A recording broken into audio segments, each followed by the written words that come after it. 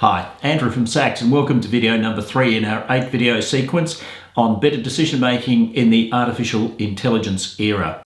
So far we've dealt with the question of what decisions we mean when we are talking about how to make better decisions, and we've also defined what's a good decision, and we addressed the question in the second video in this sequence about are we all equally capable of making decisions.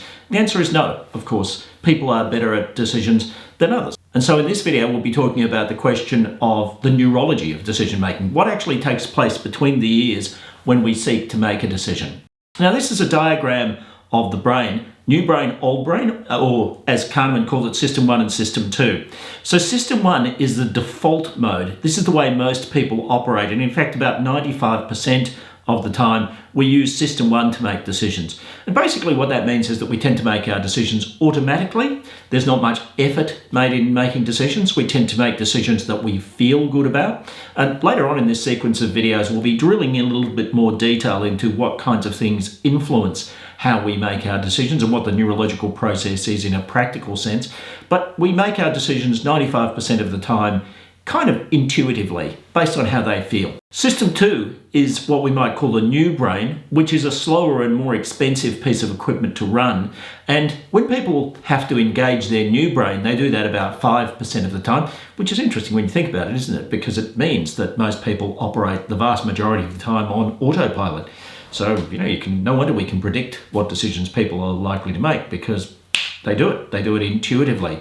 But when you engage your thinking process, when you try to work something out, your pupils will be likely to dilate. You will likely to be more fatigued by doing so. Anybody who's ever been to a strategy session where you've needed to think about the future all the time, and it's only the new brain that can do that, it's only system 2 that can do that, of course, you end up fatigued. You'll end up at the end of the day feeling that you've been through the ringer. Now, the human brain's a strange device.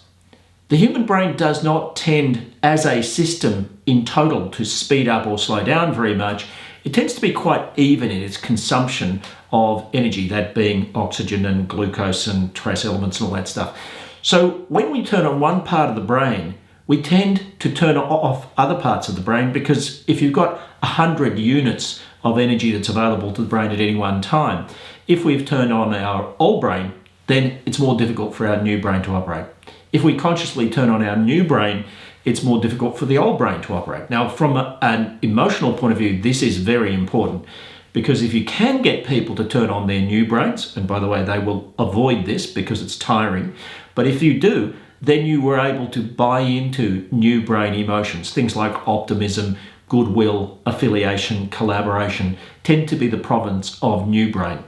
Old brain is very much about the protection of the organism very often.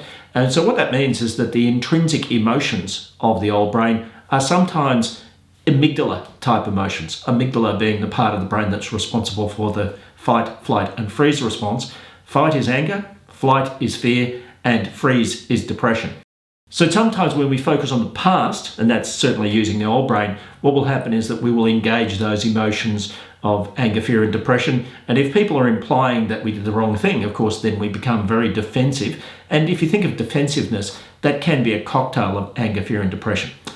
So the key thing from a decision-making point of view is we make our decisions in general intuitively, unless we are specifically either encouraged to do it or we decide to do it. And if we do, then we will bring the new brain into play, and that means that we're going to have to work harder to solve the problem.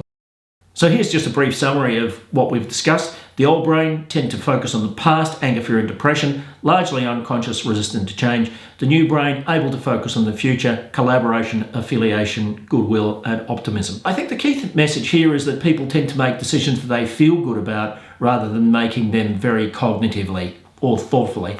And later on, we'll look at some of the ways that that affects decisions. So in the next video, we'll be talking about broad-mindedness and positive emotions. Turns out that the more positive emotion that you have in your life or in your work, the more broad-minded you're likely to be about the decisions that you might take. So we're going to look at the work of Barbara Fredrickson and see how that affects the decisions that we make on a day-to-day basis.